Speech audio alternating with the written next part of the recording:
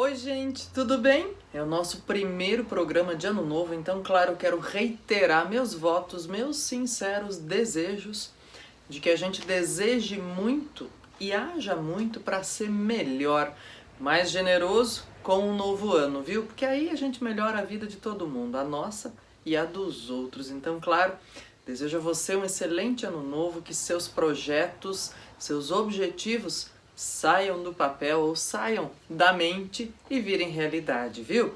E olha só, a gente está aqui compartilhando mais um pouquinho de informação, sempre tem essa pitadinha, toda segunda-feira a gente se encontra por aqui, então você já sabe, se inscreve no canal, ativa o sininho de notificação, fica esperto aí porque você tem sempre o conteúdo rapidinho, a hora que aparece aí já plim, já aparece para você, né? E aí, claro, você pode curtir, comentar, a ideia é que a gente mova e nutra aí um processo de comunicação, de interação, gente, porque afinal de contas, conversar sobre perspectivas é coisa boa, né, gente? É aquilo que nos move, é aquilo que transforma as nossas possibilidades de entendimento da vida. Então, assim, claro, eu seleciono sempre algumas notícias de repercussão nacional e internacional, a gente conversa sobre elas aqui, faz um apanhado de correlações, de ampliações de entendimento, de análises, mas obviamente a gente sempre deve olhar para a produção de conteúdo, gente, com filtro. E esse filtro metafórico que eu falo é um filtro que a gente só adquire se a gente exercitar esse senso crítico. Também não é uma coisa que a gente nasce com, né? É uma habilidade que a gente desenvolve. Então, e para desenvolver a gente precisa ler mais, olhar mais, observar, ter paciência, dialogar, conversar, interagir com generosidade. E é isso. E é isso que a gente quer por aqui, pessoal, com base nas notícias. Bom, para começar o ano, eu também quero desejar que a gente tenha mais notícia boa para compartilhar, né? Embora a gente saiba que o que vira notícia justamente vira porque geralmente choca ou é fora da curva ou qualquer coisa do gênero. No entanto, tem coisa que pode ser lida, pode ser percebida aí com vários vieses de interpretação, né? Então é importante que a gente vá materializando isso, entendendo como funciona, gente. Separei duas notícias aqui, uma de âmbito nacional, mas certamente você encontra na imprensa e produções de conteúdo internacionais hoje, né? Encontrava ontem informações sobre isso no mundo todo, mas eu selecionei o ponto de partida aqui no Brasil para a gente conversar sobre e fazer nossas correlações. Ó, vai aparecer aí para você, tá? Eu vou falando aqui de alguns tópicos. Selecionei começar, disse, puxa vida, Cleusa, começar o ano novo, né? Nosso primeiro Notícias da Semana de 2022 falando de lixo. Pois é, vamos lá. É o seguinte, gente, tava em todas as telas aí estampado como produção de conteúdo, né? Que só a Prefeitura do Rio de Janeiro recolheu 320 toneladas de lixo depois do Réveillon. Aí diz assim, bom, vamos lá, vamos fazer a parte da leitura da notícia boa aí? Pois é, esse montante, gente, é 50% menos, é 50% menor que a média histórica já calculada, já obtida aí, né, em todos esses anos em que é realizado o Réveillon ao ar livre no Rio, com vários eventos, atividades e tudo isso. Claro, para coibir as aglomerações, o pessoal teve menos atração este ano, né? Então pode ser que essa diminuição também se deva a isso. Teve menos gente, menos atrações, menos exposição e possibilidades. Bom, por que eu quero falar disso, gente? Já ampliar algumas reflexões importantes para o nosso ano de 2022, viu? Porque assim, olha, primeiro de tudo, legal, ó, essa ideia da educação primordial e do respeito primordial de não largar o lixo onde a gente tá, pessoal, é um processo de civilidade, né? Então é um processo civilizatório, isso não tem a ver com gostar, não gostar, querer, não querer, isso tem a ver com um processo civilizatório mesmo, tá? Então, puxa vida, a gente tá precisando caminhar mais e melhor para esse processo, principalmente pensando nesse ponto de que, né, a gente faz uma festa, olha que paradoxo, a gente faz um festerê danado, recomendando e desejando ano novo melhor, e se felicitando, e se abraçando e tal, né, não sei o que lá. Aí de repente chega o quê? Diz, pô, 320 toneladas só no Rio de Janeiro de lixo. Diz, não, é paradoxal você jogar tanto lixo, deixar assim para os outros, ao mesmo tempo que você deseja coisas boas para os outros, né? Então, legal a gente olhar do ponto de vista do paradoxo entre discurso e prática. Bacana. Aí olha só, diz, puxa vida, o que eu quero aproveitar para ampliar, pessoal? Me lembrei de dizer isso, de a gente conversar e revisitar esse documento e as publicações a respeito. Desde 2010 no Brasil, você tem aqui no cantinho os itens, eu vou falando sobre eles e depois fica disponível aí para você fazer o seu ajuste de entendimento, tá? Desde 2010 a gente tem a Política Nacional de Resíduos Sólidos aprovada no Brasil. E eu já venho falando aqui em todas as nossas edições, nas edições anteriores da Notícias da Semana, eu venho falando aqui da ideia de como é importante a gente ter política pública, instituída mesmo, cuidada, aplicada, para melhorar a vida das pessoas, para melhorar a nossa vida coletivamente, né? E a Política Nacional de Resíduos Sólidos, gente, tem a ver ou incrementa justamente essas questões que já são previstas na Constituição de 88, pensando em saneamento básico e outras questões de higiene, vamos dizer assim, estrutural, social da cidade, vamos pensar, limpeza mesmo, né?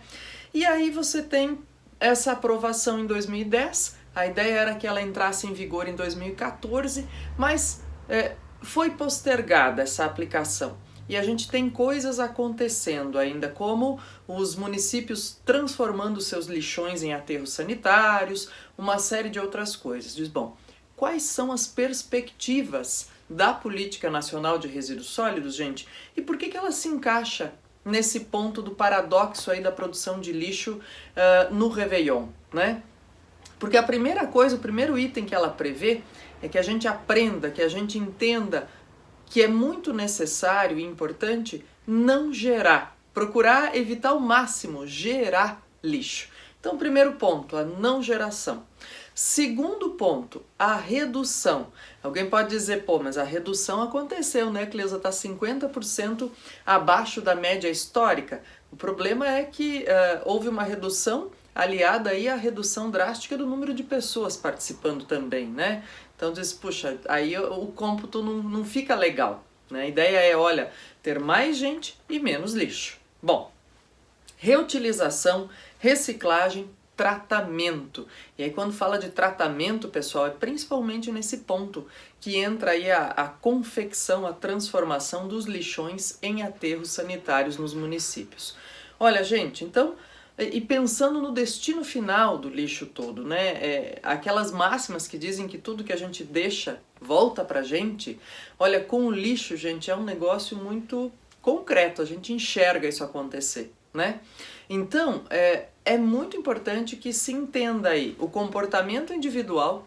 Como é que uma notícia como essa, então, de recolha de toneladas de lixo, né, pós-Réveillon, tem a ver, o que isso tem a ver com Política Nacional de Resíduos Sólidos, uma política pública cujo vigor está em curso, né?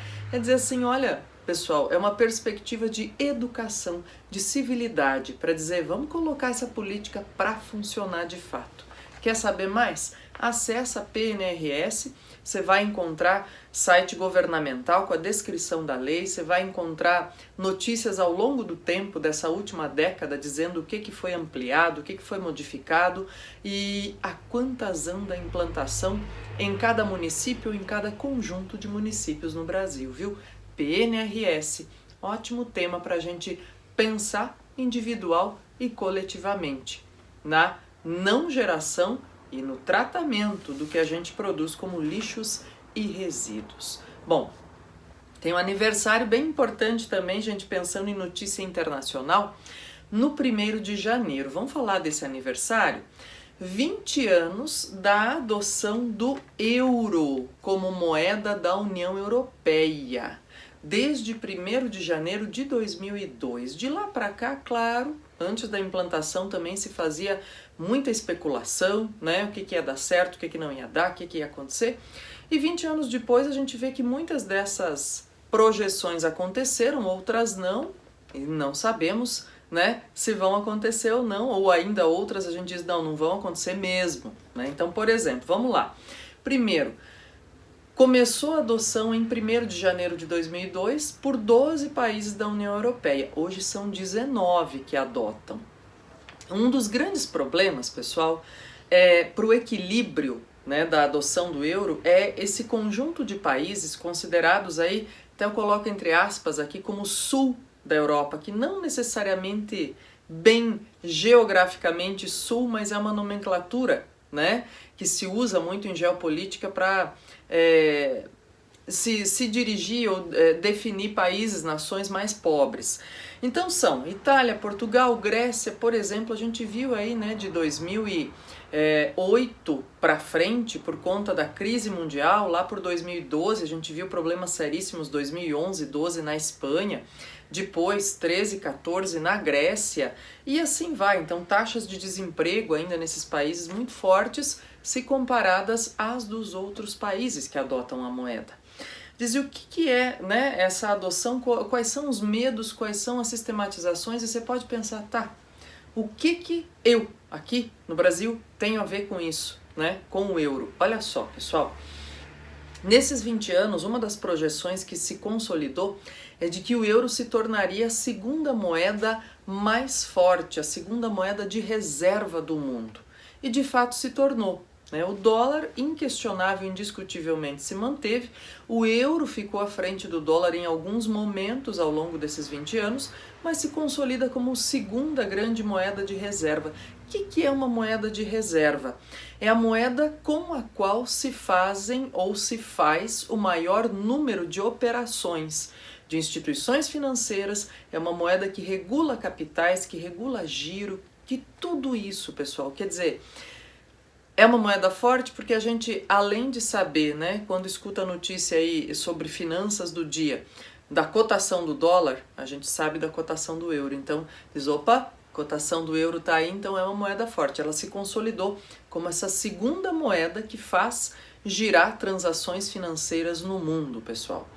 Não foi adotado pelo Reino Unido, né? Uma das projeções é que o Reino Unido abriria mão da Libra e adotaria o euro com o passar do tempo. Não só não adotou, pessoal, como em 2016 a gente teve e tem todo esse processo aí do Brexit, chamado assim, né?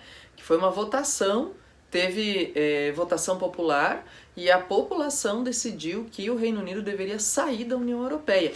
Então não só não adotou o euro, como se descasou aí, né, nesse processo todo diplomático e de intercorrências aí com a União Europeia. Então também a gente tem esse ponto importante.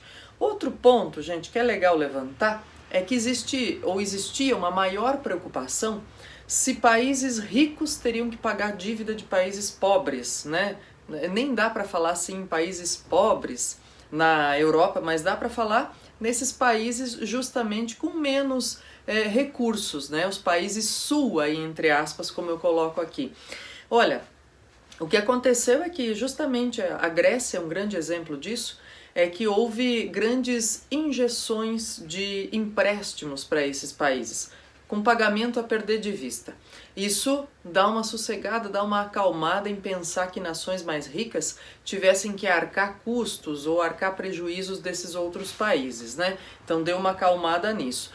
Os países se tornam sim corresponsáveis por dívidas, sabe? Porque é um grupo, né, de países que são autônomos, mas que são interligados nesse processo de uso, de adoção de moeda única. E mais ainda, gente, é bom ficar esperto porque existe conta a pagar relacionada à pandemia aí, né?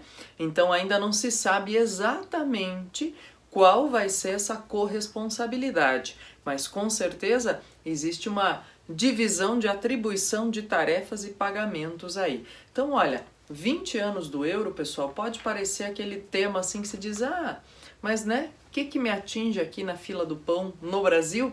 Em tudo, pessoal, de novo, segunda moeda de reserva do mundo, então atinge a gente em tudo. Quer dizer, e é um processo de negociação importante a gente entender como é que isso funciona né, no giro de capitais, quem tem curiosidade aí no mundo todo. Pessoal, quero me despedir, desejando então que a gente deseje ser melhor, dizendo para você, ó, ativa o sininho de notificação. Toda segunda-feira a gente tem Encontro Marcado, que é um belo filme lá do final do século XX que me lembra, viu, com Anthony Hopkins e com o Brad Pitt. Que tal? Boa pedida aí, gente, para assistir no final de semana. Na próxima segunda a gente se encontra aqui com mais notícias fresquinhas, com suas devidas análises e correlações. Quer comentar, quer conversar? Escreve aí. Tchau, tchau!